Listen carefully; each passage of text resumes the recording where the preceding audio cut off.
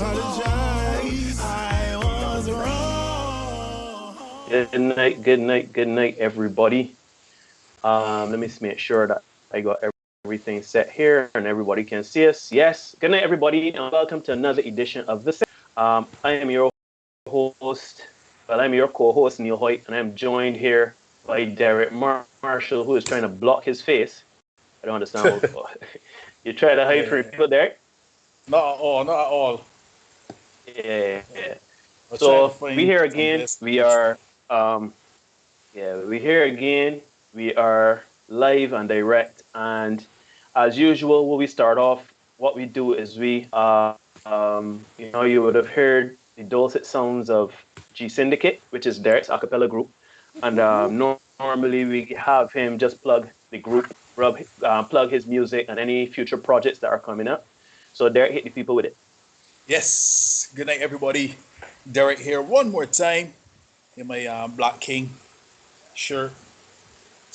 Pushing for all the Black Kings out there. We got G Syndicate in the house all the time. We're working on some new stuff for you. We released a new track a couple of weeks ago. I think about 2 weeks now. We got a new track coming in the next couple of weeks as well. Big collaboration. You can find this on all the platforms: Twitter, Instagram, YouTube, even here on Facebook, G Syndicate 6. You can also find us at gsyndicate6.com. And most of that graphic work you will see on gsyndicate6.com. That you hearing us now, Dion? That graphic work done on I just trying. gsyndicate6.com. Yeah. Mm-hmm. That work is done by a guy called T. James, friend of mine. They I got see. Teague all the time.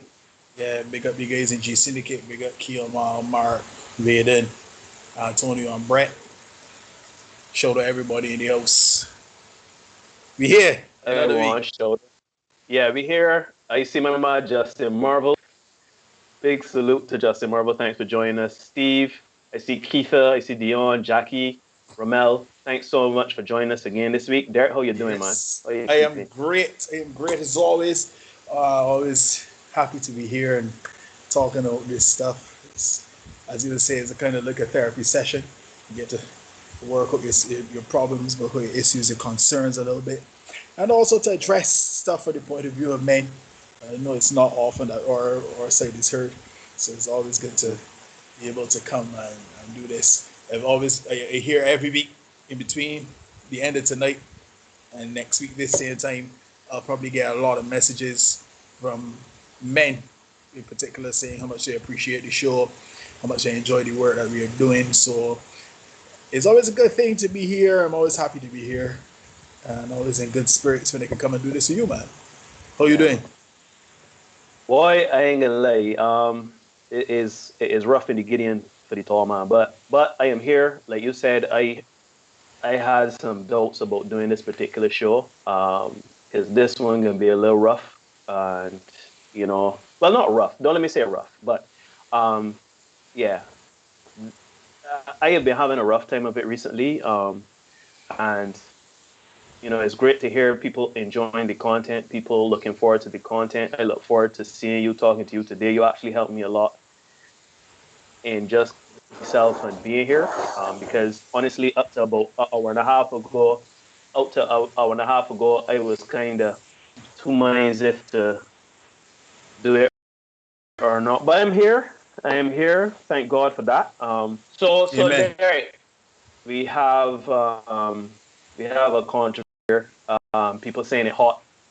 I try to keep up with the Facebook comments, but people saying it hot. So we know get into the portion where we go get it. We go after it. You tell us exactly what is the topic of the week. You normally every Monday would post something on Facebook, incendiary comment, right? But there is a reason why we want to address this, particularly at this time. Yeah, So man. you go ahead. You let the My, people know what we talk about this week. What you yeah, put on Facebook. my opening monologue, if you want to call it that. All right, tonight we're dealing with a biggie: infidelity. So over the weekend, Marshall Montana was on a live stream with The Voice. He was asked the question if he ever cheated. Marshall then proceeded to give the most diplomatic responses I'd ever heard to suggest that he and his wife have a relationship where they are kind of like life partners, and essentially he lives his life and she lives her life, and there's no disrespect. He even went as far as to suggest that if they got divorced and got involved with other people, he would have no problem with his ex-wife and her current partner living under the same roof as him and his partner, because, as he said, love is inclusive. So it's against that background that we go into this week's topic. Yeah, right? Mm. We into this week's topic. So the question I posted on Facebook: if your partner cheats, do you believe you are partly responsible? And are you willing to forgive infidelity and continue to in/work on the relationship? Or are you going to burn the bridge to the ground? Now, do you think you can get past infidelity, folks? You always hear that men can't help but cheat, and then the men believe women always have that proverbial, as Chris Rock would say, dick in a glass case. And in case of emergency, just break open glass, right? We've all had our own experiences with infidelity, because we live in the Caribbean and, you know, here in Barbados, we've probably had a first-hand and a very up-close and personal experience with infidelity as either a horner or a hornee. So, yeah. I looked at the Facebook Yeah. comments, So yeah. and I saw a lot of vitriol and a bit of Go matter of ahead. factness Go. in the responses, and most people content to burn the bridge, and some people even suggested burning the water under the bridge. But that wasn't particularly surprising to me. However, some people felt as if a person cheating had absolutely nothing to do with them, and it was their partner's intensely personal choice. But I really want to drill down a little bit tonight, right? So just give me a second. Now, we've seen popular, prominent, and powerful couples work through and work past very public infidelity scandals, right? So, again, I tell you, do a little research, you got off the top of my head. So, back in the 90s, our guy Bill went to court and worked on some semantics, and even we heard the very famous, "I did not have sexual relations with that woman." But then you fast forward a decade, and he was the doting husband when she was on her presidential campaign, right? Scandals you could get, but they were still together a decade later. My guy Kobe, your guy Kobe, right? Had to make a very public statement with the shame all over his face, and then he had to purchase a ring the size of a golf ball for Vanessa in the aftermath of his very public sexual assault scandal. But a decade later, she is regarded as the grieving widow of one of the greatest of all time, even if she had filed for divorce a few years prior to that. But that's beside the point. Then we fast forward now, even last year. Right. Yeah, last year summer we had a little entanglement with a young boy, and it made Will a very famous meme for a hot minute. But a year later, and they're still together. And August is on the outside, right? Don't forget Jay-Z. Don't forget Jay-Z and Beyonce. Don't do come on, that. dog. Come on, dog. Don't preempt me, man. Right? Oh, So in sorry, the United States, folks, we just gave you a little bit of preamble, right? In the United States, the divorce rate sits at 51%, right?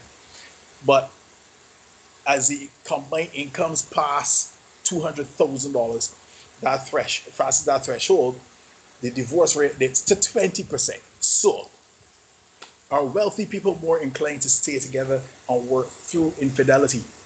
Are less wealthy people too quick to pull the trigger on divorce? So when I see Queen B, right? When I see Queen B, me could go back to Jay-Z after her sister roll up elevator for his indiscretions, right? And then when I see over the weekend, my namesake, I saw his wife sitting next to him for his recent missteps. It makes me wonder, and I'm putting it out to the people out here, why are we so quick as less wealthy people to abandon shit because of infidelity? So that's what we're talking about here tonight. Okay. Right. So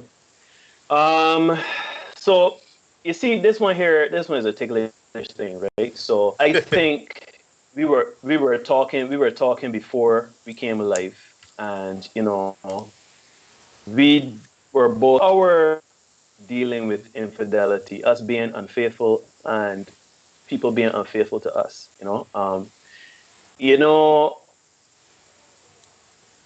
there is I've read there are two forms of infidelity, and infidelity is one of those things where it could come in the form of physical infidelity or emotional infidelity, right?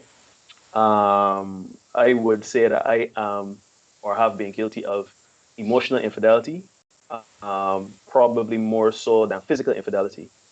Um, I would say that you make mistakes. There are things. First things first. Let me say. Let me set it right, because I don't want, from a man's perspective, I don't want it to first things first. Infidelity is wrong, right? Um, it comes down to some lack of something, communication, um, not being honest with your feelings, not being honest with a certain situation with your partner. It comes down to a lot of things, right? um, Even in the best of relationships, infidelity happens, right? And from a man's perspective, I would say that it is not, sometimes it's not. There are some men that go out there saying, you know what, I get a horn, I just, everything get home, I get a horn.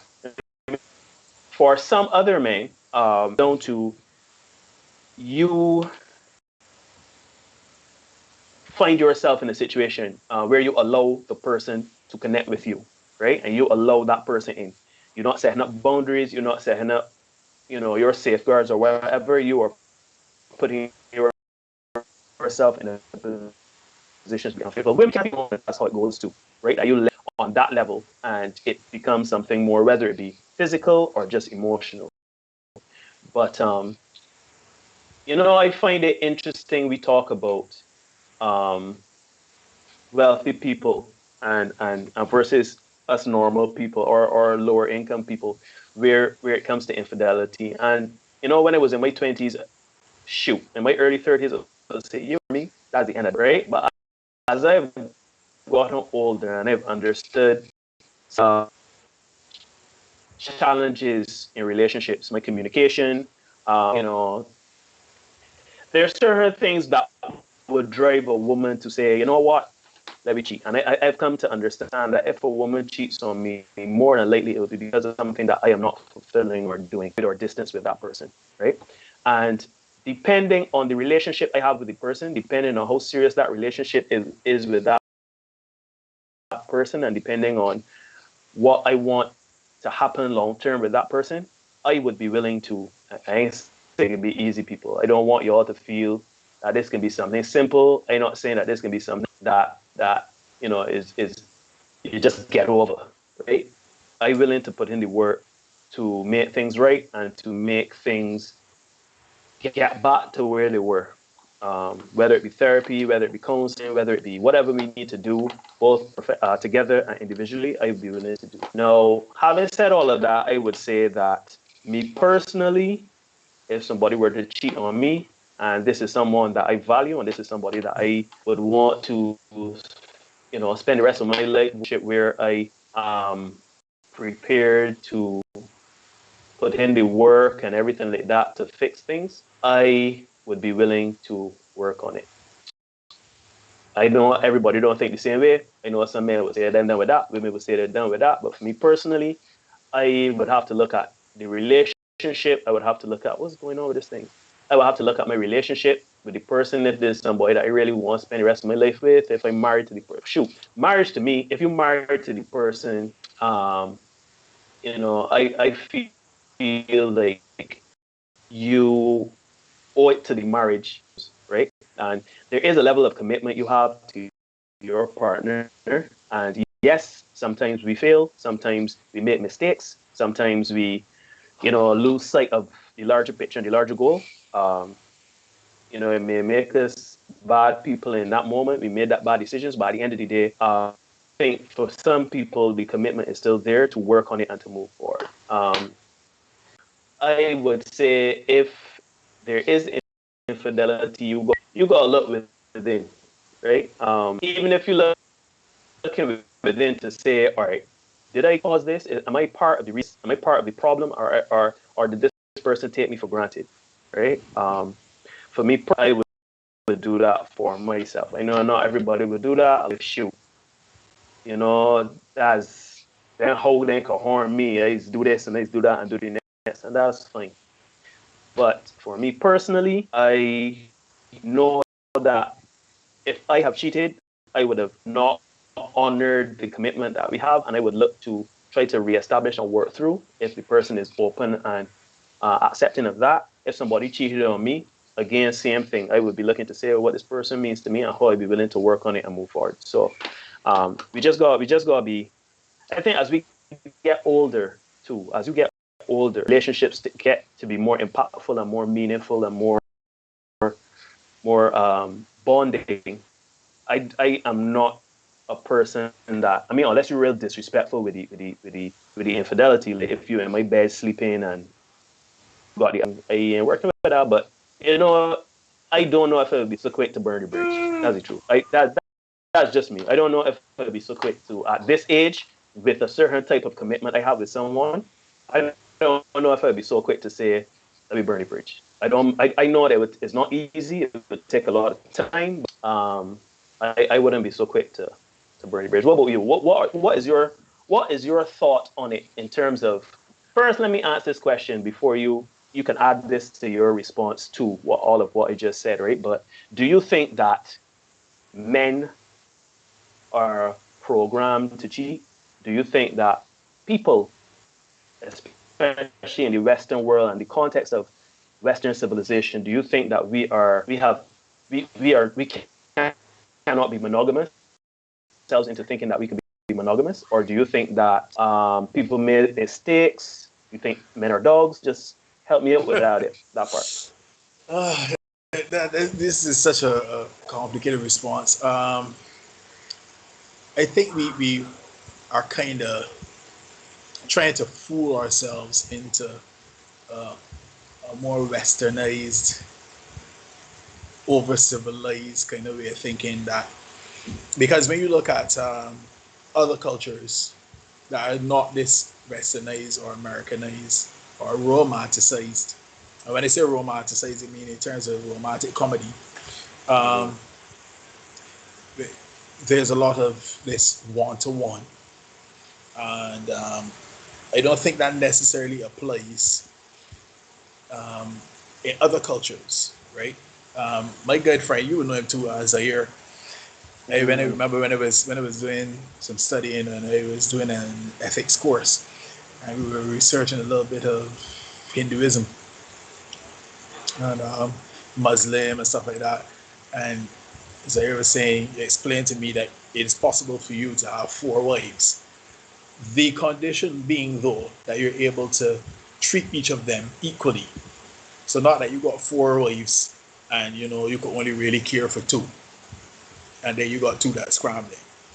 So there's that on that side. Mm-hmm. But when you come to our neck of the woods on this side of the world, there's this thinking that you know. Okay, sorry, thought it was something else. Um, there's this one-to-one thinking. Um, Guy meets girl, girl falls in love, blah blah blah. You all know his story, Yeah, and yeah. we try to kind of fit ourselves into that. The challenge is though, you're expecting one person to be everything for you, any and all things for you, everything you need, and that person may not be that. And when I'm speaking now, I'm speaking as a person on the fence looking at both male and female, Mm. because there's a that old joke that goes around. The girl has the guy saved in the phone as one is like bill, another is rank, that kind of thing. Um, or one guy Uh, is he's to pay bills, the other guy is to they got Minister of Finance, the Minister of Romance. So uh, right, mhm. the very nature of men is to you know prowl to roam, right? The very nature of women is to gravitate towards the best or to consolidate or the best possible option for themselves, right? Um, if you want to debate that, we could debate that, right? But that's just what it is. Um, Women don't date down; they don't sleep down. Um, on the other hand, sexually, men don't care. I mean, sure, if we could, hit it and get away with it, we do it. Um, so Which I would there, like us to get away from, but keep going. yeah, yeah. But even within that, when you look within that, there's no real one to one. Um, you know, I think we need to really have a little discussion on monogamy versus polygamy and that kind of thing. But I think we could do that another night, right? So I don't really want to get away from this. Because you know what the response to polygamy can be as a man, especially when it coming from men. Is that yeah, that sounds good, but when they got two and three other men, when the woman has two and three other men, You know what I mean? what? So Yeah, like there's a couple I see there on YouTube. The name escapes me right now. Um, and on at least two occasions, I saw the husband of the couple, essentially bemoaning the fact that he's not getting enough sex from his wife. Right? They even had a podcast about the fact that she pushed for marriage, so he essentially left off all the other girls. I think I know So who you mean. yeah, try, Yes, yeah, the yeah. name will come to me at Um, some point. Um, yeah, I could see them, but yeah, okay, go ahead. yeah, the name will come to me at some point. But yeah, so two occasions I saw him kind of. Somebody's telling me Deval and Kadeem, correct? Yes, Deval and yes, Kadeem, yes, yes, yes, yes, yes, yeah, yes, yes, yes, yes, yes, yes. right? And he was bemoaning the fact that he was not getting enough sex from his wife. Mm-hmm. And the challenge here, they've gone into a contract, a legal arrangement, saying, "Hey, it's me and you, just me and you, nobody else." So she now has taken up the role of having to fulfill this dude's sexual needs, right? Oh, Lord, Steve, no, that's a big one there, boy. Yeah, like I didn't see it, but Yeah, go ahead, she's go ahead, charged yes, with that yes, task, right? Of having to fulfill yes. his sexual needs. He is charged with the task of having to fulfill um, provider needs as husband. So his argument was, "Hey, I provided, I do it, well not my end, but I can't seem to get it, get my rocks off with you. What really going on?" And Mm-hmm. it's a little bit of nip and tuck now. And poor guy, you can see frustration on his face because I can see he like on the cusp of doing something that he really shouldn't be doing. So it really brings into question though the relevance, or is that the right word, of the institution of marriage. Is it practical No, today in 2021? you see, this is something that. So I believe in the institution of marriage, right? I believe in you know commitment to love, to honor, and you know, Good. like I All really right. take those vows for better or worse, Right. So let sickness me and health till death do us part. good. Nothing wrong with that. Let me stick a pin there, right, before you go on. So even in Marshall's thing, he was saying they didn't need a legal contract to say it that they were husband and wife, right? The legal contract was exactly that, a legal contract saying, but yeah, you take on my last name or whatever. But as far as he was concerned, or they were concerned, him speaking for his wife, they were already husband and wife. The Mm-hmm. marriage was just the legality of it, right? Right. So, and when you consider that now, for a while, you got the family law act here in Barbados, common law relationship for 5 years, that's considered a marriage, right? Mm-hmm. So you don't need the legal tethering of the paper and the signatures and all that. If you live in the same space, essentially you're husband and wife, you know what I mean? So having said that, what are your thoughts then on the has marriage become obsolete? Is marriage really practical within the space in which we live? So this is what I think, right? I think that the concept of marriage, in terms of, you know, the marriage license and that kind of thing, I think don't get me started on that license thing, because I feel just like how we's got to go and renew our license, driver's license every year or 5 years, depending on how you sign up. I feel that you should be able to renew your married license. To me, it would give you a context of where your relationship is. For example, I can see a situation where every year you and your wife have a conversation like, all right, we can renew this thing, or we done with this. You understand? So it gives you the impetus to keep your eyes on the prize, or to realize if your marriage is not as fulfilling as when it started. But we can get to that another time. The second thing I would say is that I think marriage more so now is for legal purposes, for financial purposes. I think that two people committed to each other, um, for better or for worse, I think that is the ideal situation. That is, we in this till whatever, other men, other women, whatever, we can work through it. Not saying that we can allow it or not allow it. We can have the conversation, not have the conversation. But the point is, you are honor bound to that person, and that obviously is going to change over the years. Because you got to renew the commitment, right? I think that's another thing too. You should renew your commitment, and I don't even feel you should do it every 5 years, every 10 years. You should be looking to renew your commitment as often as you and your partner need to. And it doesn't have to be an official ceremony in terms of commitment. It could be something as simple as saying, you know what, we can go on a date, or we can go on a vacation to Paris or whatever, and you just reiterate your vows to the person. You reiterate your commitment to. So to me, I think marriage. I don't necessarily. I don't think it is obsolete. I think it is more a psychological thing. I think that it is more served for the finances and for the legality of getting certain things accomplished, the ease for accomplishing certain things as a couple versus individuals. And I think that it's the psychological thing of we are married, meaning that we are committed, meaning, know, we can try a bit more than if we were a boyfriend and girlfriend. Like a boyfriend and girlfriend situation, it is easier for you to walk away, to say, see me, I'm done with this, and walk away, than it is for a marriage. How many people we know that are married that haven't walked away yet simply because of you always saying it's cheaper to keep her, right? Yeah. So instead of them paying a whole bunch of lawyer fees and going through a whole lot of drama with children and splitting assets and that kind of thing, I know of some couples that still married and still live in the same house, but don't even talk, don't even just pass each other like two ships in the night, don't say nothing to one another, simply because divorce is not affordable for them.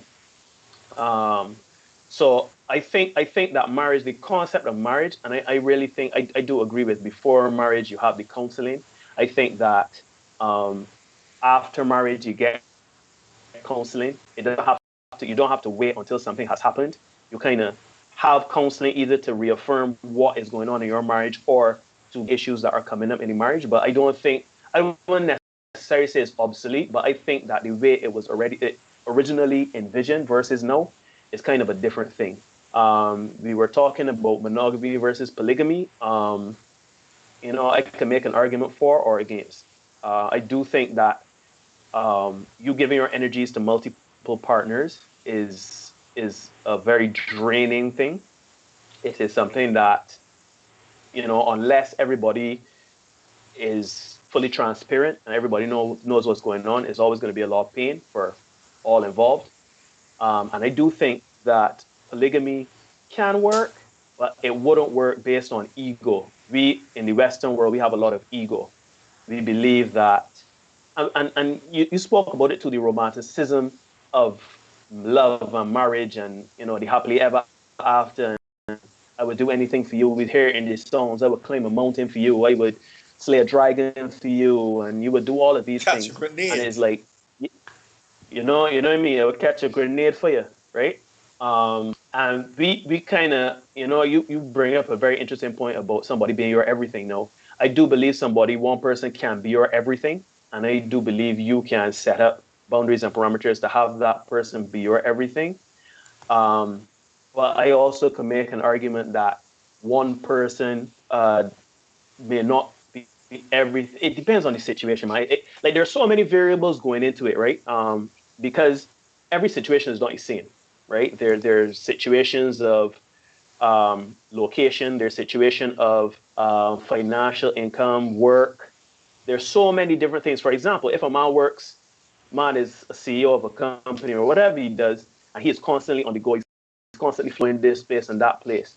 Is it fair for the woman to stay home and not have anybody to emotionally provide for her, especially if she has children and everything like that, and she needs somebody to have an escape with? The woman needs male energy, and just like that, a man is traveling all the time. He's always on the road. He's always here, there, and everywhere. Right? He's disconnecting with his wife, probably not paying attention or how to reconnect with his wife. And I went to when I traveled in 2018 to the other side of the planet, and it was a very interesting thing. One hotel I went to, every time you left the hotel room, there were specific services that you can elicit. It was considered a travel hotel. So every time I left the room, it was so scary. I would, like, let's say I just literally left my room to go to a neighbor to come back. They would have a card under there saying, call this number for a good time, right?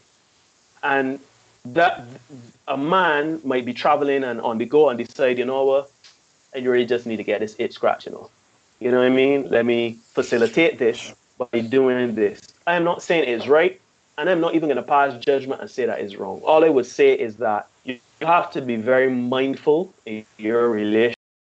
You need to be honest with yourself in the relationship, and by extension, it will cause you to be honest with other people. For some people, it's harder than others, especially given the situation and the personalities involved and everything like that. But it is really a delicate situation. It's not as nuanced as, a man and woman marry and that's it. Put up your hands. Because I know people that have been married that never cheat, but they don't talk to one another. They don't. I literally know a situation where a man and woman have been together for God. They got children that is in the 30s, right? And the phone will ring. The woman will pick up the phone, and it will be for the husband. And the woman won't even tell the husband. The woman will just say hello. The person will say hello, may I please hold on a minute, and put the phone right next to the receiver, and just go about her business. And then the man will come and say, yeah, this phone off the hook. What's going on here? So they don't even have conversations to say simply, the phone is for you. There are situations like that here in Barbados, and I'm sure worldwide. So by saying all of that, I'm saying you have to have honest conversations with your partner, especially given the situations and circumstances your relationship takes on and the context with which you find yourself in these relationships. Because it's very, very, very, very, very, very, very, very hard for you to harbor certain things or to have that disconnect about certain things. It could be something as simple or an argument that we all had a while ago, and the person says something to you that I don't always sticking in my head about what she said and how, you know what I mean? So to me, it's not a cookie cutter thing. I think polygamy works for some people, monogamy works for some people. I'm not going to make a case for either one. I would just say that regardless of whatever relationship you have to be honest with yourself, honest with your partner, and be honest and committed to fixing your relationship, good and bad. Whether you cheat, they cheat, y'all both cheat, unless, as I say, it's something where the person is completely uncaring and disrespectful. If it's a situation where it was, something unintended or got out of hand or whatever, you have to be accountable for that. And you have to, it depending on the commitment, are you willing to work through it? If you're not with, and it's really hard, it's really, really, really, really hard. I know of a situation. I can let you jump in here, but I just gotta give this anecdote here. I remember when I was working in Colorado many years ago. Um, I used to have the radio, and this what it was called. I can't remember what it was. Something to do. Anyhow, this woman called in. You know, she has an outside man, and the outside man would pick her up at work, like, sleep with her, right? They would engage in sexual activity. Heartbreak Hotels. Right. Patrick Gollop at night. You're right. You're right. And that was saying else, yeah. And the man was saying, the man was Patrick. The truth is, right? I just want to be able to give the woman or the man money, so that at least he could take the woman into a hotel instead of like rent a room for a few hours instead of going into a can field. And at the time, right, I was young and I was like, that what? Shit. But I can't, I don't know to the relationship. I don't know his love for the woman. You know what I mean? Like, I, as a man of 40, 41, I cannot judge anyone by that. Another man would have gone and knocked on the window and said, we want to do anything here and push a gun in somebody's face. Um, Another person would say, well, I done with that. But, it depends on how you feel about that person and how you're willing to work through things. You see, life is not cut and dry. People make mistakes. People drop the guard. Things happen both for men and women. But, if you're committed, it's up to you is like, that's all I can say about it. I think Neil, part of the problem, and you touched on it when you were talking just now. Part of the problem is the like I use the word bastardization. Like get a little Yeah, yeah, yeah, incendiary. yeah. Yep, yep, Uh, yep, yep. Bastardization of what marriage was. Um, Back in the day, in order for you to get married, you had to go to whomever the woman's father or whoever, and you had to walk with something called a dowry. Yep, yep, yep, And that yep. dowry essentially would show, well, look, I got these 10 goats and these 6 sheep. I got some cows home and thing I could provide for your daughter. We ain't gonna starve, right? Mhm. She is going to be taken care of. I got a house, etc. And daddy would say, hey, based on that, almost solely on that, are you good to go? Daddy was unconcerned with whether you can beat his daughter, how many horns you gonna put in she or whatever. Because I think even back then it was understood that, shoot, you can take some horns because this is a man of means. So you can take some horns. That's just what it is. But the fact of the matter is you're going to provide for and take care of my daughter to some Mhm. degree, right? Because you have the means to do that. Mhm. We become westernized, we become civilized. So we don't look at it like that. Because some people will say, hey, is you buying a my daughter with a dowry, right? No, Mhm. is you showing that you are able to provide for. So we've moved away from that, and we got things like people eloping and stuff like that. Hey, we just run away to Vegas and get married, or Mhm. and we Mhm. don't tell nobody about it. Then we hold a shotgun wedding in the court, that kind of way, Mhm. because we in love, right? Because we watched the Notebook or whatever, and we figured, and that's the thing too, right? About the romantic comedy, it's kind of skewed how we look at love and relationships and stuff like that. Because we seem to think that if there is no, you know, grand display of affection, or there is no despair in our emotions, that there's no love in the relationship, or that the relationship is boring or something like that. So if you look at any romantic comedy, the boy meets girl, yay, all fine, all good and dandy. Very often, very often, that girl is unavailable because she's attached to somebody else, right? So no, and the person she's attached to is usually a goat, somebody that is like, she's on, right, this idiot. So we are rooting. Check this. Check this. We are now rooting for a man to take away another man's woman. Study that.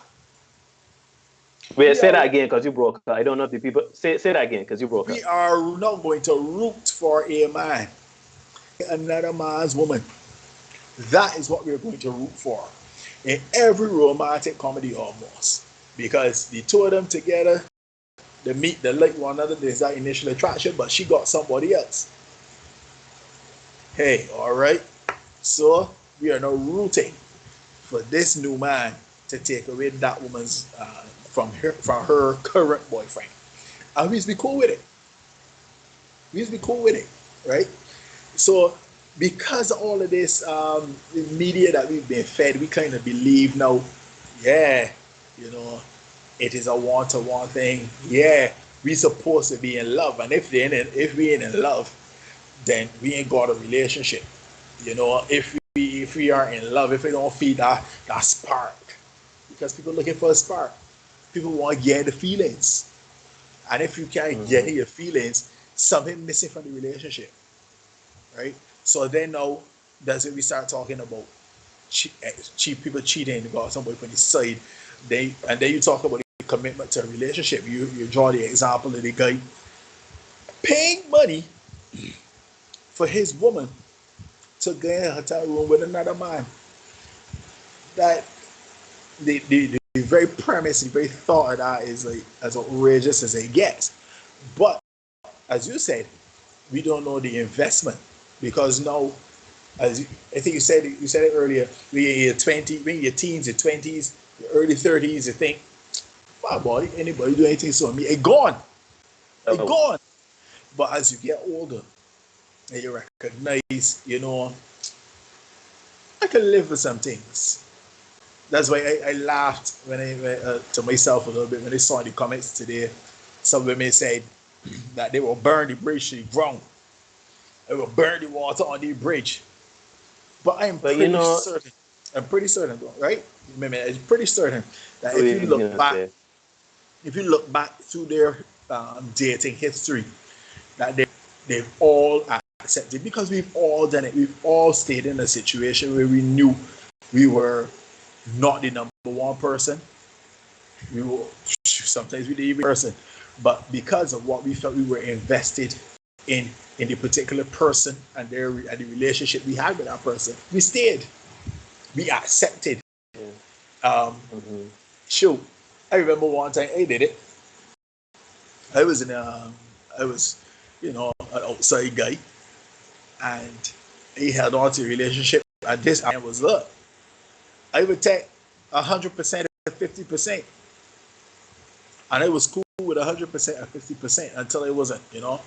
Um, shoot, and it's only when you really get down in it and you're like, I ain't even really get 50%, you know. I get more like 100% and 25%. Yeah. But 100% and 25% to me, where it was like, yeah, I would take that. I go with that because it's better than nothing. Better Right? than nothing. So it's real easy. It's real easy for a lot of people to say, oh, anybody harm me, gone, and dealing with this here. Um, if you cheat, that's that. I ain't dealing with It's it. not But gonna enjoy.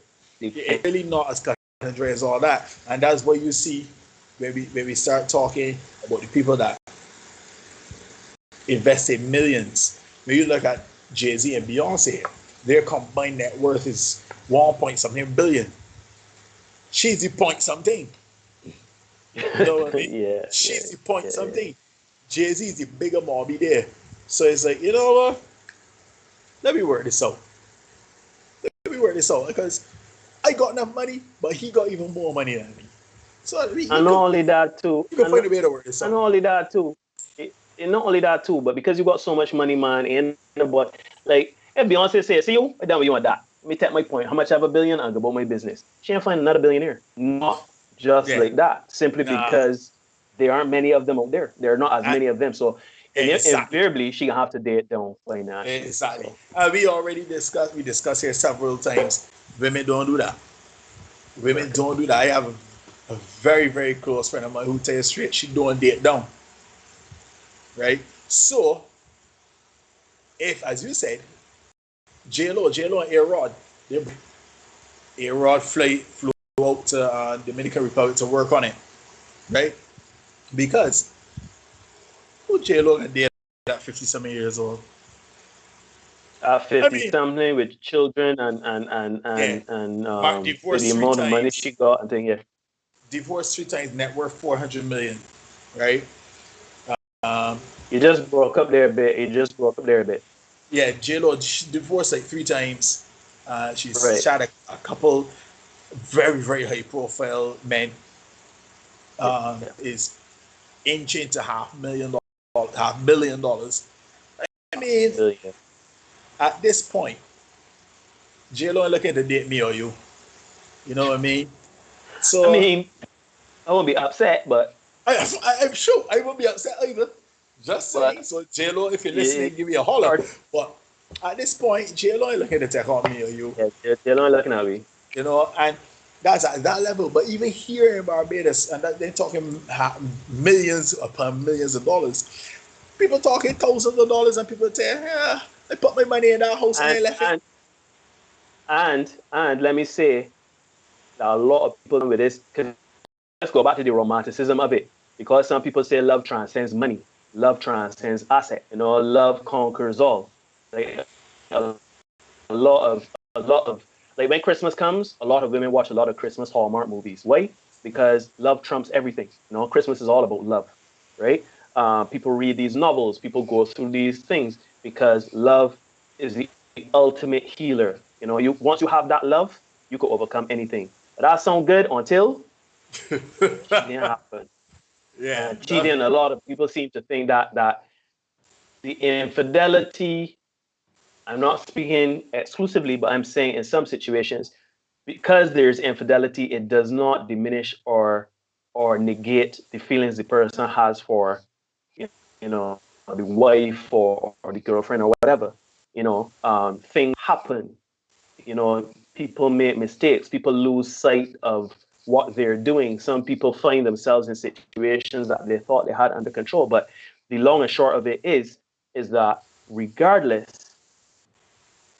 it isn't as cut and dry to say, well, shoot, because you had another man, you could care, pick at your things and go. Suppose the woman come and say, well, you know what, I had another man because, when the night come and they try to talk to you after work, you don't want to hear me. You picking up, you remote, and you're going to watch football, you're going to watch wrestling, you're going to play video games, you're going to the bar and drink with the fellas. So when they come home and I got no boys to talk to and work, man taught me good. And one thing led to another. You have done to contribute to this part of it. And you have to confront yourself. You have I ain't saying that this is exclusive. I'm not saying that, but there are things that happen in relationships where, people feel disregarded, diminished. You question your value to that person, right? And it could be something disrespectful, or it could be something that to the other person is very trivial, but at the end of it, still you find yourself in situations where you open up to somebody else, you end up in a situation that you know causes infidelity.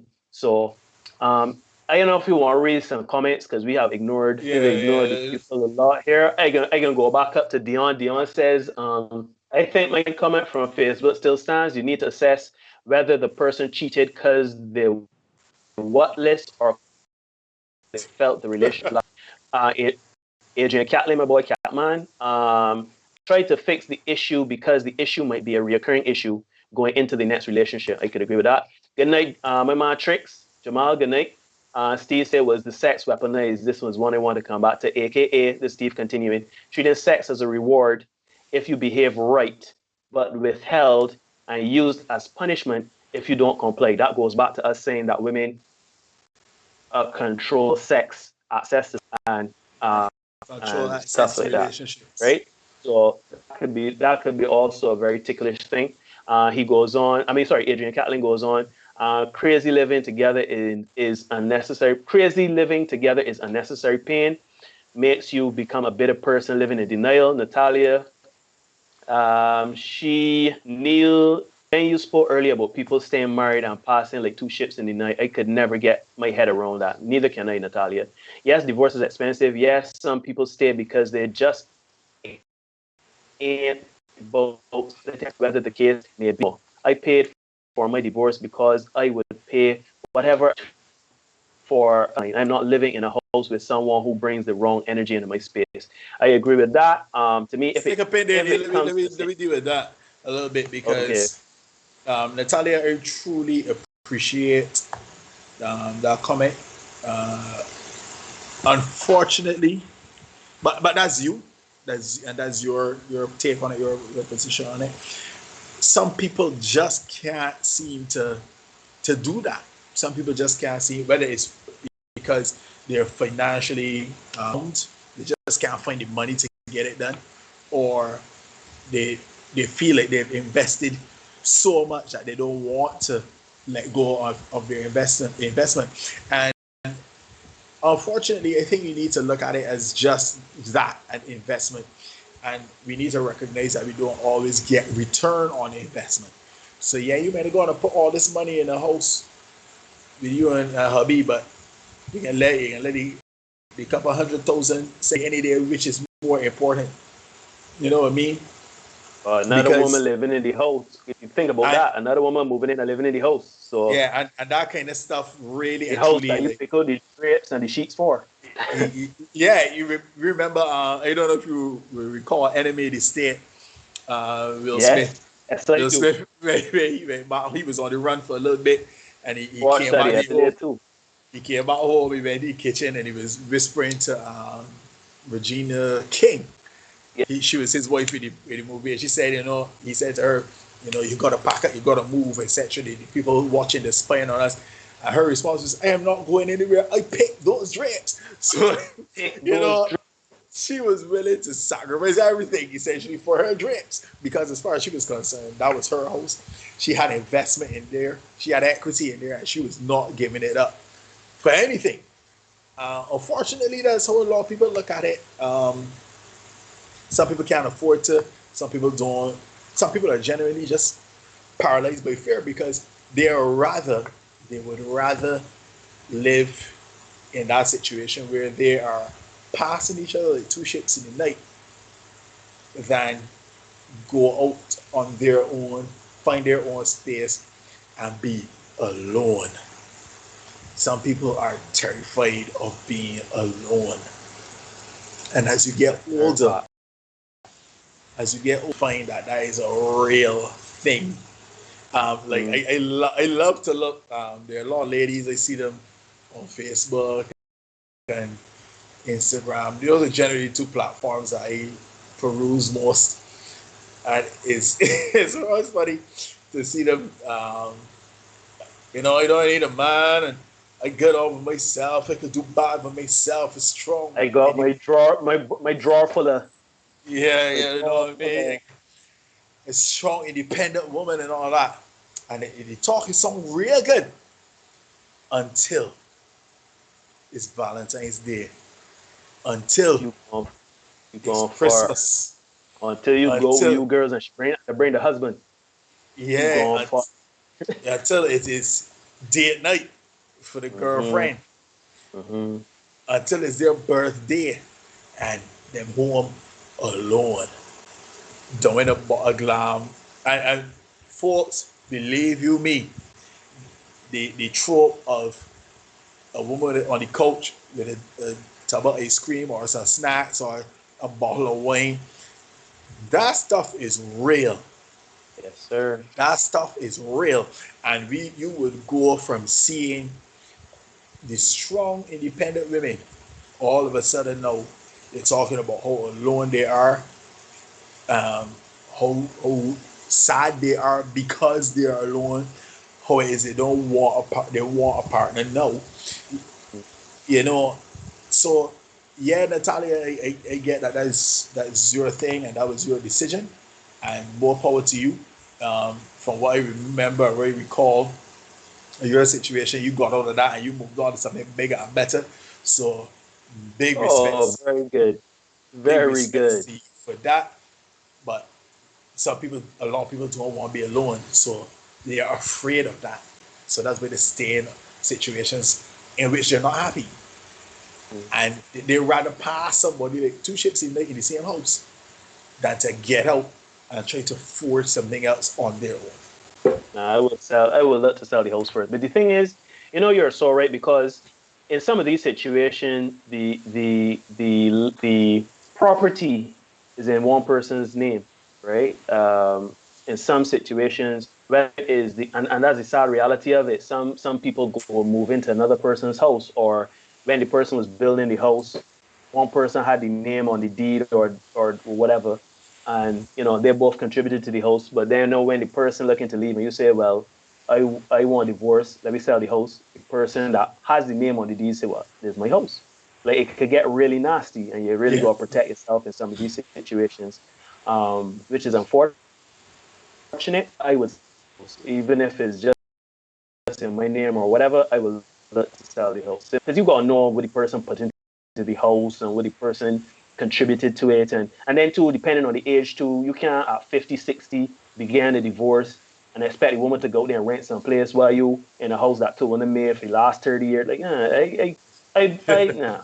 getting into that. Yeah. So let me read out this final comment here from Gregory Ferguson. In the early stages, it's easy to cut up and pack, but as you invest time and energy, it becomes a bit more difficult. You'll start to realize, rationalize things and put more things in perspective more. It's probably cheaper to get constant unless it's truly irreconcilable issues. I agree with that. I think it is so easy to pack up and leave. It's really easy to say, you know what, I'm done with this, I'm gone, right? And um, you have to really look at what the person means to you.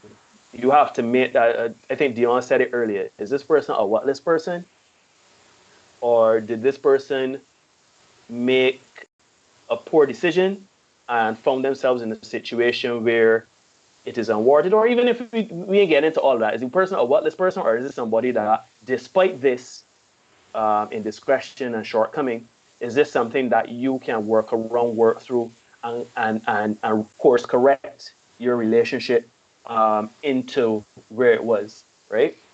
Again, I can say it is not easy because it ain't easy. However, you have to look at what this person means to you, and you have to look at what y'all have built thus far. I mean, of course, if the person telling you, yeah, yeah, I have been unfaithful to you, and again, I'm moving with this person here. So, like, we always joke about that movie on Harlem Nights. There was a police officer that Sunshine was dealing with, the white police. It was a police officer. No, he was an enforcer for the bad guys or whatever, and he had a wife and children. And Richard Pryor and his group of people, Eddie Murphy, put this woman Sunshine on him, and she was so good at, I guess, whatever she was doing with him. My mom picked up the phone and told the wife, "Yeah, I ain't coming home no more. Don't You look for me. understand? Yeah, don't look for me no more. I gone, right?" That is savagery. I don't know if I subscribe to that part. But I will say you have to look.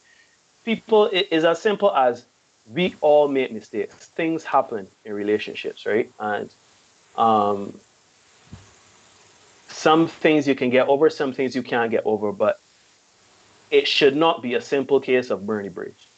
There are some people I have burned the bridge with, and there are some people that deserve bridge burning. Trust me when I tell you, you go burn the bridge. As a matter of fact, my man Ramel was saying burn the water, and it was you that saying burn the water under it.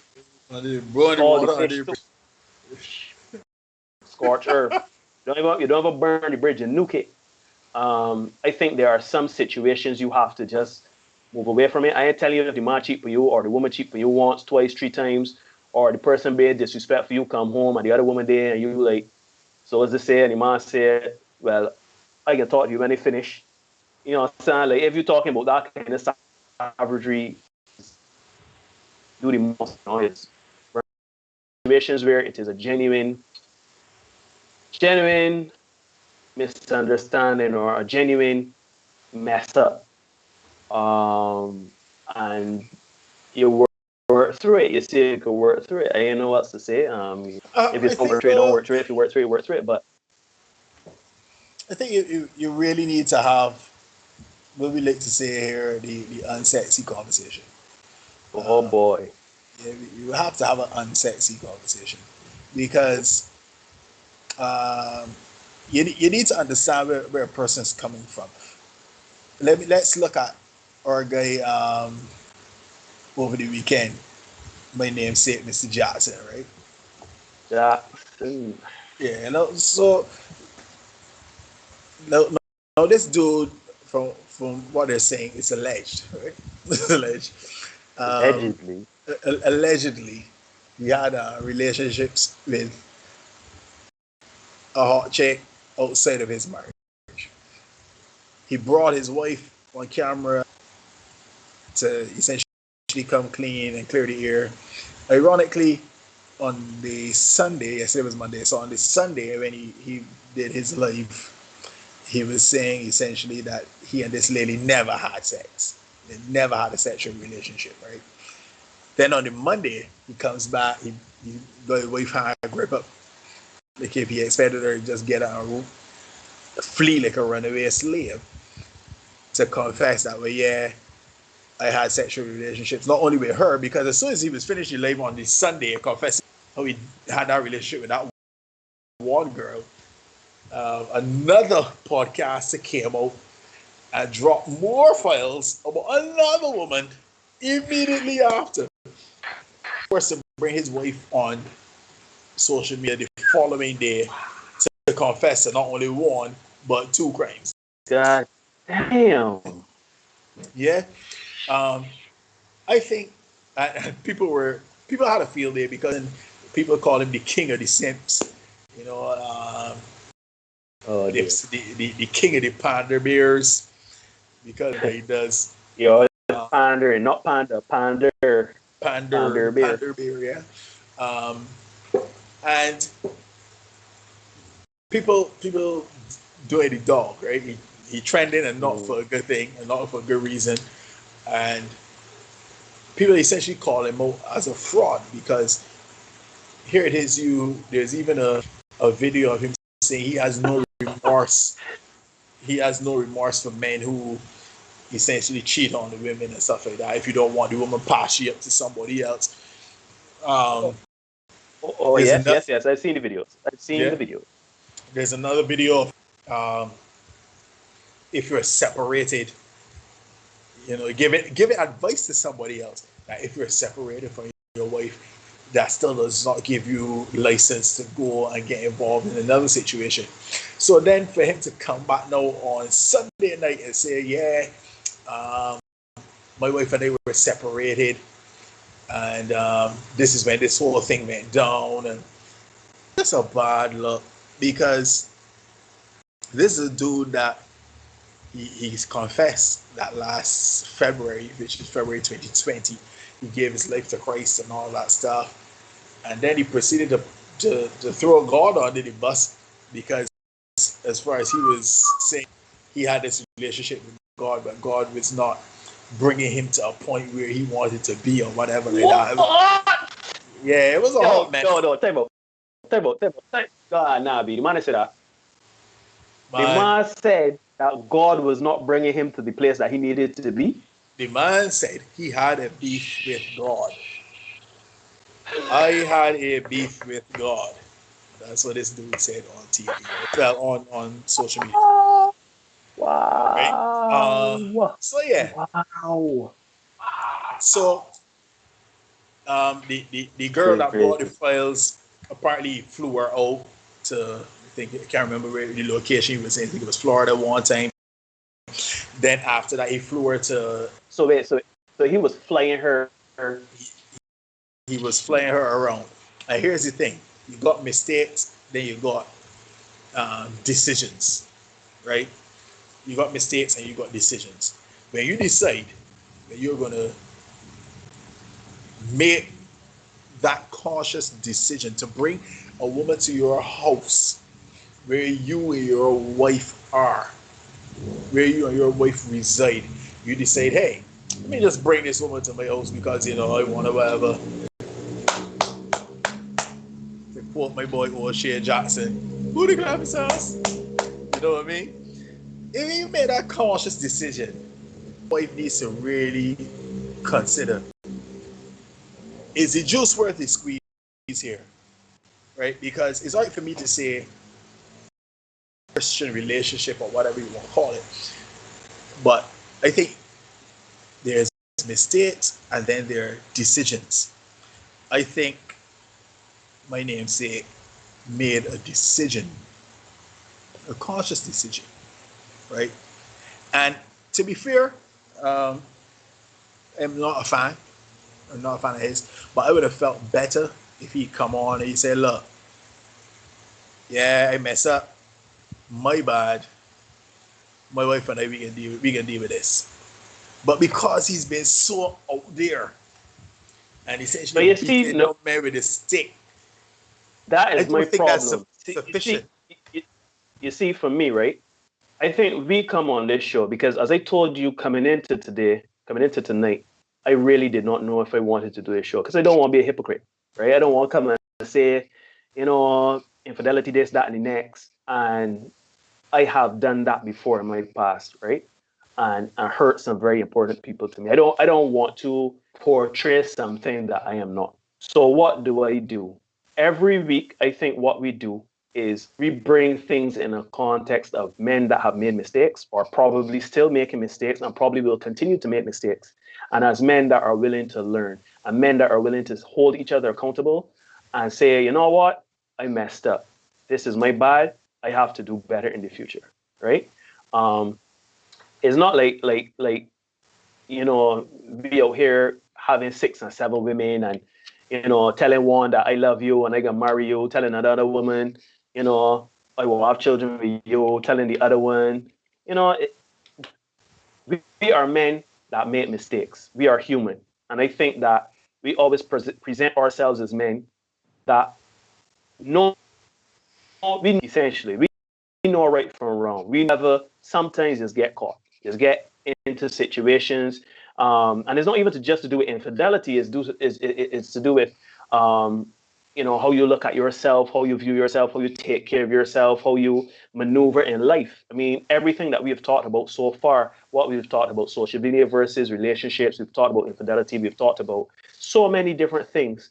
And I think that every time we have these conversations, we make it a point to say, look, we are not casting judgment. We are not coming here to say this is wrong or this is right. Derek Jackson, I saw a couple of his videos back in the day because I don't really paying attention to him now. But a few years ago, when he was now coming up or whatever, he would always have a lot to say about men, telling women, empowering women and telling women things like, you should not settle for infidelity. If the man is unfaithful to you and can't value you and wants to use you, you are not his cum bucket. You're not his sex slave, right? And he would go on and go on and go on and go on about these things. So when I heard this over the weekend, I haven't watched anything or anything. I've only heard through you and other guys in the group chat. But when you come from that, like you gotta know, shoot. If I put myself on this pedestal of being altruistic and being the beacon of fidelity and the beacon of female empowerment and relationship advice, and looking at other men as if he is in the 1% and other men are savages and uncontrollable and disrespectful, and then it comes to light that you out here cheating with your wife 2 and 3 times, flying out women to your house and things like. I ain't saying that I never cheat. I ain't saying that I ain't guilty of some things, but I would never, ever, ever, ever bring a woman to a house that I share with a woman. Ever. Because for me, my space where I lay my head is a sacred place to me. That is my space. If we make it our space, that is our space. You know what I'm saying? I ain't bringing no woman into your space to have sex with her or to be intimate with her emotionally or anything like that. Look, You understand? I'll tell you right, Neil. That we know each other now. Um, this is what 2021. 30 Yeah, so kind of years, 30, boy, 3 30 decades we know years. each other, right? So I know you've Yeah, never been yeah. to. I've never seen you head to Covington to try to be party clergy. I've never been party clergy, even though I had a priest that wanted me to. So for those of you who are reading and following along, you could imagine what kind of priest I would be. Having said that, um, You'd be like, neither of us is a what saint. we name the Father Paul? I think it would be worse. But neither of us Like, would ever be Father Paul. accused of being a saint, right? Neither of us would ever be accused of being a saint. We've done our ish over the years. We've made our mistakes. But, shoot, you would never see me going out and saying to a woman or crying down men for stuff that I do. Nah. You know what I Nah, mean? nah, nah. And I It think that was that's the problem that Mr. Jackson is now encountering in that. And let me read Natalia's comment because let me yeah, scroll we back a got a little bit. bunch of we got a bunch of comments here that Yeah, Blair is saying burn the bridge and boil all the water under it. There's always nuance. In Alleged No More, he admitted it. Oh boy. Um, he belly was bubbling like soup. that's why I laughed earlier because that was funny to me. Keith is saying he admitted it. Pure bullshit artist all these years. The advice he's spewing to women his wife should not be taking. And that is the problem. God is not the author of confusion. Don't bring God.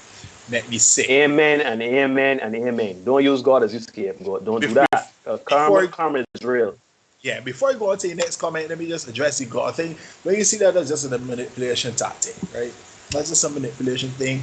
Um, you bring God into it. Another one of the other buzzwords we use when we talk about is healing, um, and growth, and uh, development.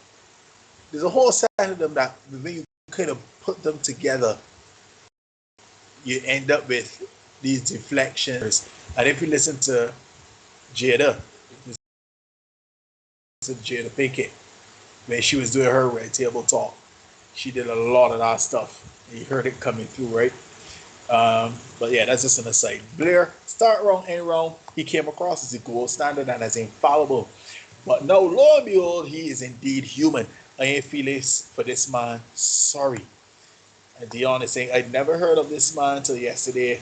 I'm kind of glad. Yeah, you see, the challenge is keep it real. Um, at some point, there's a video of my guy asking the same girl what kind of draw, what kind of body she wearing and stuff like that. And I thought it fitting that he did that video in his car where he does all the other videos that he sends out.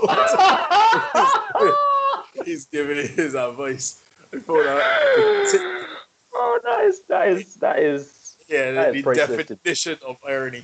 So, Uh, but then he came on the Sunday, he just kind of deflected. And in the meantime, he tried to sell a book. It was hilarious. Yeah, the book talks about this. yo, And yo. he too talked about healing, even so much to the point where the book actually talks about healing together or something like that. So again, when you hear people talking about healing and growth and bringing God into it, that's just manipulation. That body trying to get you off of it, guys. And that Derek Jackson did a whole set of it. Jada Pinkett did a whole set of it last year in her Red Table Talk. So don't be misled. Don't be swayed by that stuff. We're here. We're talking. We're giving you the real from The two absolute real. absolute real from two very imperfect guys. Done our share of mess. We've had our share of mess done to us. We you guys from our experiences, from the research we've done, from the personal experiences that we've had. So that's it. You know what I mean? Don't expect me to come and tell I you. think I want to Go ahead, buddy. add.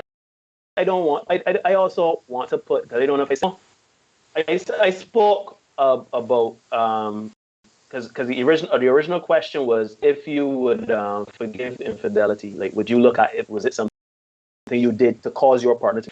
And to me, I think as the person that has been unfaithful or the person that is unfaithful, you got to kind of look at yourself accountable for your actions. You got to kind of say with it, oh, yeah, I need to take a step back and I need to kind of look at myself. And I've done it before. To this day, I still do it, and I still question like moral thing was and stuff like that. Ultimately, you are wrong for cheating. You are wrong for not communicating. You are wrong for playing your role in causing the lack of trust, and it hurts to no end.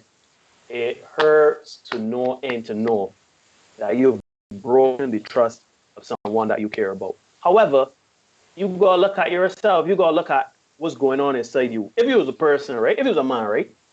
And you got a wife, and you literally got four women on the side. Yo, you gotta look at you. You gotta look at yourself. Yeah, you gotta look at. Well, shoot, I understand one woman fight. One woman can't fulfill everything for you. You need four. I don't know. I don't know. And then you know you gotta make peace with some of your demons as well. A lot of us, we have desires, we have wants, we have needs, and certain situations put us in these head spaces where we go wittingly and unwittingly to seek out the things that we may not be getting as we like, consciously or subconsciously or not even conscious. But at the end of the day, you really got to hold. You have to look at yourself. You have to say, "Yo, okay, I know I need to do better, and I know I need to be better." As somebody was mentioning earlier, going into the next relationship, if that relationship cannot be salvageable, you got to kind of look and say, all right, what do I need to do to be? Let me look at what happened in this relationship that either caused me to go and cheat, and break this trust. Was it worth it? Which it more than likely um, is not going to be. Or if it was worth it, to what end? Whether it was to bring you to a realization within yourself about your current relationship or about the lack of things you get in that relationship. If you understand what I'm saying, the point I'm trying to make is it's a whole entire process and it differs from situation to situation, right? You have to hold yourself accountable, and you have to understand why you did what you did and work toward not doing that again. Yeah. Or if you've come to the realization like, look, you know what? I realize I can't get one thing from one woman. One woman is giving me emotional support, and give me, you know, great sex, but another woman gives me great financial advice and great ambition and great, like, it's different things. But you have to come to that realization within yourself and say, look, all right, cool. It seems that I can't get everything from one woman. Then if you that's how you feel, you have that conversation with your partner or your partners and see how that work out for you. I don't know what else to say. I don't know what else to Yeah, say there. yeah, I think it starts with knowledge itself, for sure. Yeah. It's knowledge Yeah. itself. You got to know who you are, know who you about.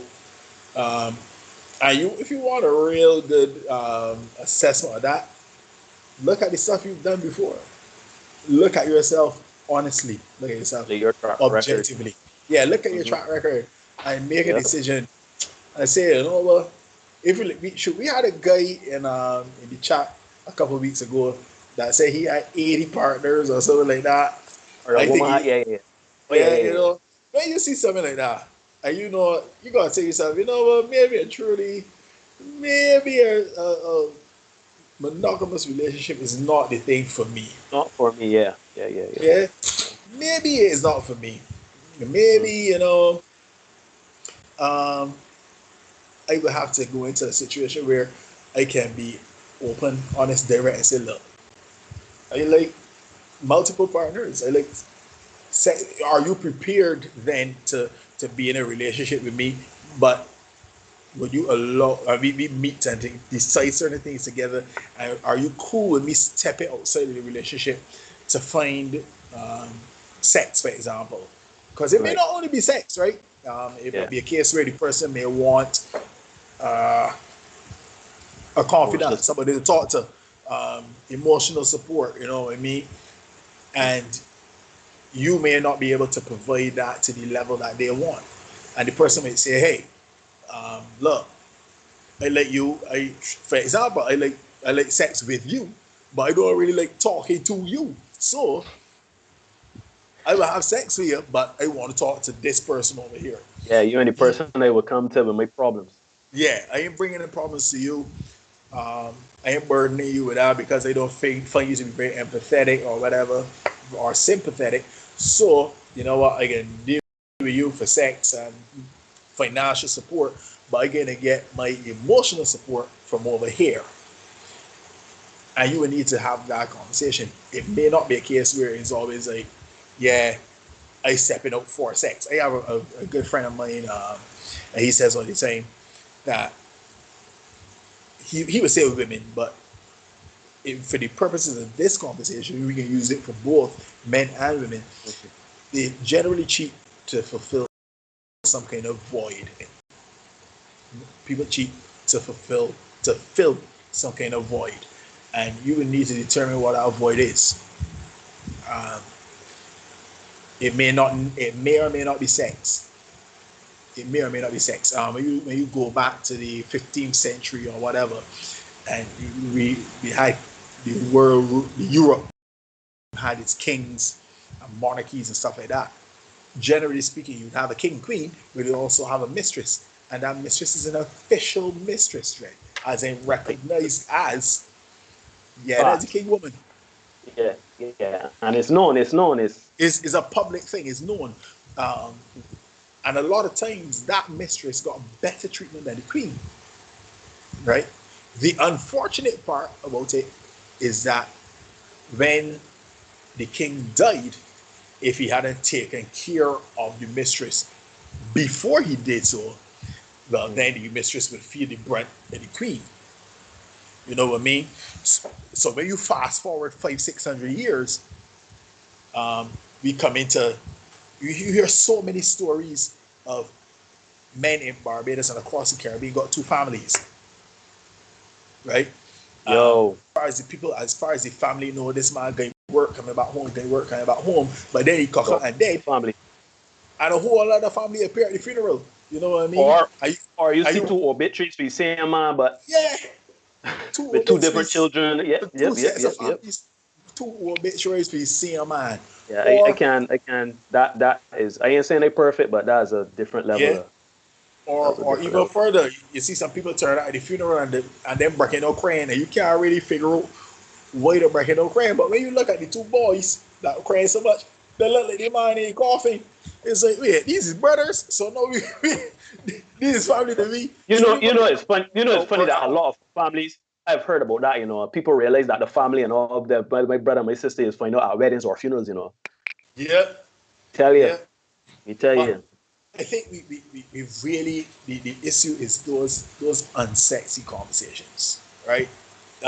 It always comes over as because nobody wants to hear stuff about themselves that could be considered a slight or an insult or anything like that, and you really don't want to have to hear that stuff about yourself.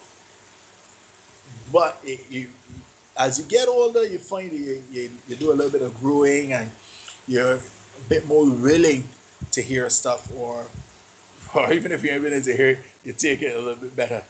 Mhm. And I think that's where we need the position we all need to move towards, where we are able to accept the criticism and have that conversation with your partner. Yeah, Understand that, and let's not be misled. Let's not be disingenuous. Infidelity, cheating, horny, whatever you want to call it, happens on both sides. It happens on both sides. And believe you me, when a woman decides to put some horns in you, you are the last person to know. Unless, of course, she wants you to know. Then you will find out very quickly that you get a horn, right? Um, Men cheat more often, women cheat smarter, right? So it is a matter of drilling down and trying to find out why. Why is this going on that you need? Because some people did when I intentionally asked the first part of it, do you accept any responsibility? Do you feel responsible? Do you feel responsible for your partner cheating? No, you did not tell them go there and cheat. no, No, you did not say it to them, but it's possible you played a part. but it's very possible, it's very, very real that people are looking because everybody wants to feel some kind of love, everybody wants to feel some kind of connection to somebody. We just in design to be isolated. We got a very good friend that would say no man is an island, right? So Yeah. yeah, chocolate. No man is an island. Mine So is Island. you always want to try to connect to somebody, and if you hear if you with your partner is not connecting, you won't be ready next. You're always going to try to connect to somebody. That's just the reality of it. Yeah. That's just how it is. But For good or bad. for good or bad. Let me read some more comments here. I think you went bubbling soup. God, there's Natalia. Start wrong and wrong. You'd read that. I never heard about it. Glad. I'm not in the car. My mom Blair, not in the car. I'm crying. Blair, I feel when he advising from in the car, he was either driving to cheat or coming back for cheating. Bad mind, bad mind, bad mind. Uh, Blair, Blair, the man tried to sell he book a dragging God and his wife into it. Bruh, how you mean? He went, Yeah. he want a good skin of licks, a yard work for that. I would have a problem taking advice from a man filming in the car. Why you can't be in your house? Why you hiding? I love our chat room. Yeah, I love Dion. our chat room. Greg responded to Dion. He's a content producer and publisher of books. He should have an office, but I think he started in his car and consistency seems bizarre. Says Dion, the And mistress, I agree. aka the royal consort. There's Philip Burke. Yeah. Yeah, If Phil. the voice relationship address it, agreed, agreed. As much as yes, yeah, yes,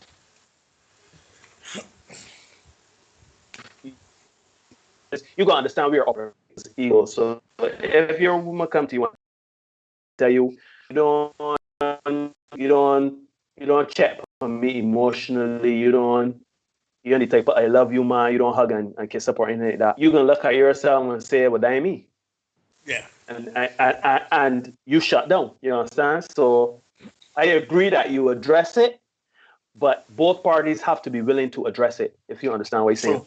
And it can be very scary to address it as well because of the type of person you have, or um, maybe you would have had tried to have the discussion before in your own way, but they kind of shot it down in their own way. So instead of just sitting down and saying, look, sweetheart, XYZ is the problem, we kind of tend to dance around things because, as Derek said, they're very unsexy conversations and you don't want to rock the boat, so to speak, in the relationship. So this is Gregory responding to Dion. I agree. I always thought he was disingenuous, and the car was one reason, but the content was the bigger telltale. I know a man with two families in the same neighborhood. That's Dion. That's Oh, roughness. boy, man. That's Boy, man. wellness. Philip said then go home. Women, this Blair, women would hold on. Women will hold that horn to themselves all the way to the grave. Dion, a lot of people think love language is nonsense, but understanding how the other person expects and shows love and affection is important. So you could be talking till the cows come home and it's not read. Yo, Yeah, that is so I want deep. you to know years and years, so deep. Years and years ago, this is probably what, 2017, I think, was the first time I heard a love language. First time, like 2017, big hard about man hearing about love languages. And I thought this was okay. This is not one of them airy fairy, you know, Concepts. Fancy yeah, concepts. this is one of them abstract concepts. But when I read right and I had conversations surrounding it, I was like, yo, that's so true. Because for me, I'm a physical person. I'm a person, I am terrible in expressing myself verbally. Terrible, right? But in terms of touch, in terms of uh, physical intimacy, I do well at that. And my love language to dispense is physical touch, physical.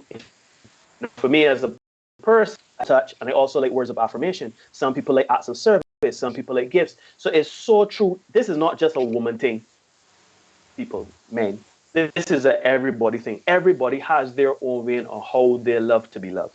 Yeah. Amen. And depending on what school of thought you believe in, you could even take it to another level in saying that you as a man show your partner how to love you, how you want to be loved, right? No, that's Stick a a pin there, concept Neil. that, go Stick a pin ahead. there, Neil, because that is I think that's critical for where we are, because there does seem to be a prevailing thought or belief that all men want is sex, right? And that get a master sex, that's it, right? You would not believe how many times I've been in situations where women have kind of like led with sex and seem to think that I am, I don't know why, but they seem to think because I am, I don't know, I perform him on stage and stuff like that. And sometimes that could get a little raunchy depending on what it is I'm singing. I don't know if they seem to think that that's all I am, or that's all to me, or that's all I'm concerned with. You know, Renee, I didn't see Renee here tonight, but Renee said, you know, because I am always smiling and jovial and easygoing, people seem to think that, you know, I'm just that. I'm very superficial, and that's cool. I don't. They don't. They seem to think that I don't have particularly deep thoughts or whatever. So they lead with sex, and then they're kind of surprised when they don't get past a superficial interaction, or there's a bit of a struggle to get to something deeper or more significant. We require more than sex. It's Oh boy, complicated, man. Philip is saying bring something else to the table, right, Derek? Correct. Bring something else to the table. Uh, Every time I hear that, bring something else to the table. I just remember that picture you showed me. That meme. really, really. But And there's another one going around with a picnic table in shambles, and they say that that's the table that the ladies want you to bring yeah, something yeah, to. right. So, but But yeah, yeah, to echo your sentiments there, I do think that so we as individuals, we as human beings are multifaceted, right? It is not one thing. We want emotional, and this is men and women. We want emotional stability. We want emotional vulnerability. We want sex. We want encouragement. We want to support. We want support. We want many different things, right? If you find that in one person consistently and all the fantastic. time, fantastic. More power to you, right? Um, but there are some times where, and I'm not saying that there's a consistent thing or whatever. As I said, it could be something as simple as a conversation you all had and person said something to you that rubbed you the wrong way, and you kind of picking up patterns on how they speak to you or how they try to address certain things, or there are so many different things. As I said, it is not. We like to think of horn as, well, shoot, I get this man sex, and he get no there flipping another woman. Why can't understand this man? You understand what I mean? But when you dig deeper into it, very, I would say that a person just cheats because I know of some men that cheat because they have the opportunity and everything good at home, and I literally just shake my head and be like, Shh, yo, this girl's do everything for you, and you cheating on this woman because the opportunity presented itself. Um, and then there's the school of thought that there is something not quite aligned in the relationship, yeah, because is sometimes it's not even about lacking of something. It could be just something like, okay, we are not in alignment right now, right? We started here, and then over time we kind of through different conversations and different incidences of you take it's like driving. You drive in. All of a sudden, you wheel out of alignment, car rocking, and like the wheel for a minute. That alignment causes you to run.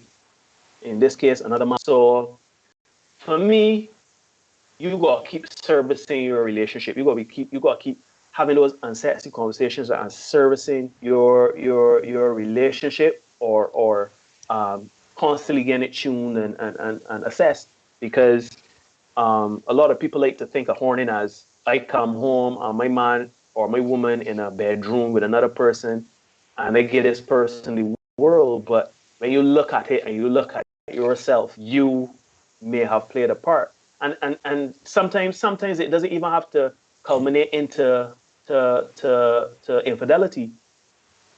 I have been a part of relationships. Some of my major relationships in my life ended not through infidelity or whatever. The woman just saying, "Oh, what? Yeah, I just not talking to you anymore." Like, not even not just ghost me or whatever. And then when I think about it, is like, how she could ghost me? How could she ghost me? Whatever, right? But then I think, like, you have issues with communication. You have issues with this and that. I'm not saying what they did was right, because I still believe, had you come to me and talk to me and say, "Well, Neil, I find that you don't," because there are some situations I've been in where the person just left and I don't even know why to this day. Um, and you are left holding the bag, not understanding why you have been left. Yes, you can speculate, and yes, you come to realize that I made some mistakes here and there. I should have said this differently. I should have said that differently. Maybe I shouldn't have said this. Maybe I shouldn't have done this or whatever. But in the end, we never had that conversation. We never had that sit down and sexy conversation and say, "Well, Neil, this is what you was doing. I don't like it." So yeah, I don't know what else to say there. I mean, it's a lot of nuance into it. It's not cut and dry to a person. More than likely, when there is infidelity, there is a reason for that infidelity. And getting to the root of why there has been infidelity is not easy for both the cheater and the as you say, the horny man or the horny woman and the horny. Like, that is, you have to address things within yourself. You have to confront things within yourself. You have to confront things with your partner and say, "Yo, I cheated. Um, yeah, and this is why, or these are my issues, but this is my issue with you, or I have this issue that I need to." Like, you see, when Tiger Woods was caught being unfaithful, and he had to go and get sex therapy and all that. There, I was like, no, I don't know Tiger. I don't know his wife. I don't know his marriage, right? But I feel like sex therapy, like, is the man out there humping anything that moves? Like, the man was in the bar. I think he was. I Oh, think he was. I think all right. Well, Tiger was. Tiger was well, wily. for example, oh, Tiger well, was wily. for example, okay, Tiger for was example, dealing with prostitutes allegedly and stuff like that. So Tiger was wailing, it but I was get you. prostitutes too. Shoot, I Yeah, didn't know. Sorry, porn I didn't know. stars. That's my fault. I'm poor. All right, my Yeah, fault. I didn't know. Tiger I was didn't know all that. allegedly Tiger was out to all. You know, I keep saying allegedly because protect the thing. But we just check some comments here. We got Go Blair ahead. agreed. Neil may fail to understand. Not only do we have to choose the right one, but you have to cultivate the love and woman you want, and she in turn must be willing to be led and cultivated or lost. That is, if he is found as worthy. However, I could. you touch with my Blair touching on some submission and thing there, so you never want to get me in trouble tonight. We ain't even on that night. Mm. Natalia, absolutely, love languages have to be learned. How I want to be loved probably won't work for you. Arguments will come. And Fergie, you say yes, Tiger did admit he was wailing out. Serious self-control issues. I don't know Yeah. why, but I just thought Tiger was just wailing with like waitresses and Nah, hotel staff. I didn't know the man was dealing with prostitutes and porn poor stars. sir. Yeah, Tiger was out Sheesh. to all. Tiger was out to all. Tiger hasn't been the same since, by the way. I think I know he's it's gonna die. Get an accident too.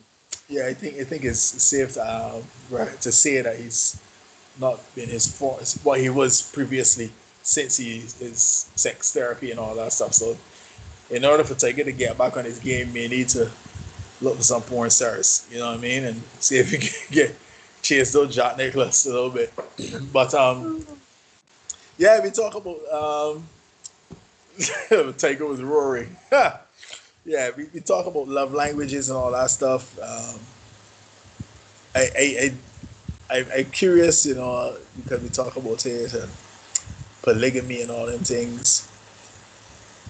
And I really feel that we need to go into this infidelity even a little bit more, Neil, going forward, because it's such a very interesting topic. And there's so many things in the arms and legs that come out of it that I think we need to touch on a little bit more. Yeah. Yeah. I mean, as always, I think because we talked a bit about submission before. I think that was our first episode. Very first And here, episode. and here we go. And here we go. We have Blair talking about submission. So we definitely have to circle back to some issues. We do have to some topics. We do have to talk about things like polygamy. We do have to talk about things like love languages. We do have to, because a school of thought is for polygamy, you can say, well, you need somebody to fulfill all of your love languages. You need people to facilitate your love language or whatever. But instead of you doing that, you can use that energy into finding out one person that could do it. I think people don't really understand how exhausting dating is and going out there and putting yourself out there and meeting people and being disappointed and being heartbroken. And like people don't know how hard it is to be out there, right? So for some people, they may be content saying, "Okay, shoot, this woman is giving me sex, great sex, but she's not emotionally stable. This woman home is giving me emotional support. This other woman is giving me, you know what I mean? Like, I don't know. The point is that polygamy is something we have to talk about for sure versus monogamy. We could bring the science into it. We can also bring the human element of it, the psychological element into it, and it's something that I would look forward to talking to. As I say, I can make a case either way, but I think that there is something to monogamy. I do think there is something to monogamy. It may not be as cut and dry as kind of restraining yourself or conforming or boxing yourself into a particular situation. I think it could be more than how I view sex and how I view energies and how you give out those energies. You gotta be real careful. You gotta be real careful with that sex thing. Gotta be real careful. That's all I can say on that. You gotta be real.